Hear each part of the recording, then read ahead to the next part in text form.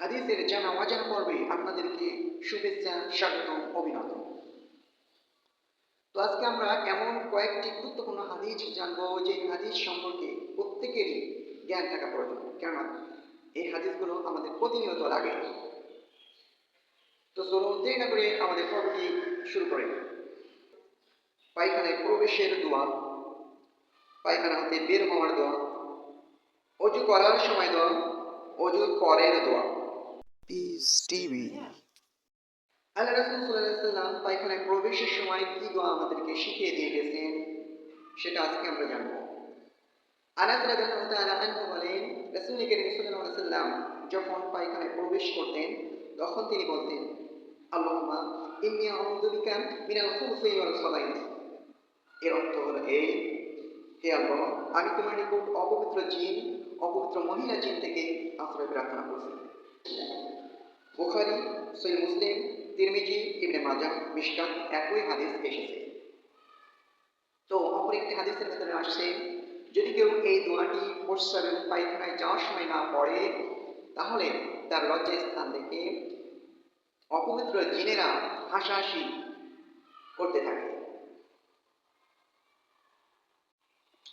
পায়খানা থেকে বের হওয়ার দোয়া অর্থাৎ প্রস্রাব পায়খানা থেকে বের হয়ে যে দোয়াটি পড়তে হয়।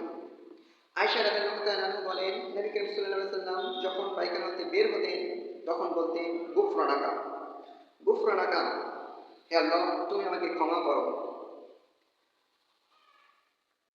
ইবনে মাজাহ, মিশকাত, দারমি, তিরমিজি একই হাদিস এসেছে। অজুর পূর্বের দোয়া, অজু শুরু করার সময় আল্লাহ রাসূল সাল্লাল্লাহু আলাইহি ওয়াসাল্লাম আমাদেরকে কি দোয়া শিখিয়ে গেছেন সেটা সাঈদ ইবনে যায়েদ রাদিয়াল্লাহু তাআলা বলেন, রাসূল করিম সাল্লাল্লাহু আলাইহি ওয়াসাল্লাম বলেছেন, যে ব্যক্তি বিসমিল্লাহ বলবে না তার ওযু হবে না। তিরমিজি, ইবনে মাজাহ, সনদ হাসান, মিশকাত, ওযুর সুন্নাত অনুচ্ছেদ একই হাদিস এসেছে। এর অর্থ এই যে সে পূর্ণ নেকি পাবে না। ওযুর পরে আমরা কি দোয়া পড়ব? ওযু আমাদের হয়ে গেল, আমরা কি দোয়া পড়ব? আল্লাহ রাসূল সাল্লাল্লাহু আলাইহি ওয়াসাল্লাম আমাদেরকে কি শিখিয়ে দিয়েছে?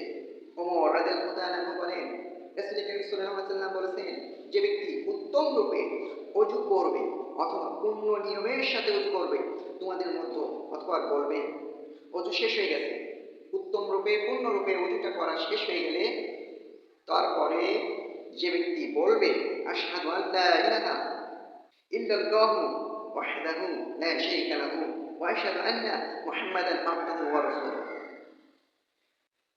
তাহলে তার জন্য জান্নাতের ৮টি দরজা খুলে দেওয়া হবে। জান্নাতের ৮টি দরজাই খুলে দেওয়া হবে, সে যে কোনো দরজা দিয়ে প্রবেশ করতে পারবে। অতএব আসুন আমরা এইসব আমলগুলো করি। আল্লাহ রাসূল সাল্লাল্লাহু আলাইহি ওয়াসাল্লাম আমাদেরকে এই সবগুলো শিখিয়ে গেছেন, আমরা এগুলো আঁকড়ে ধরি।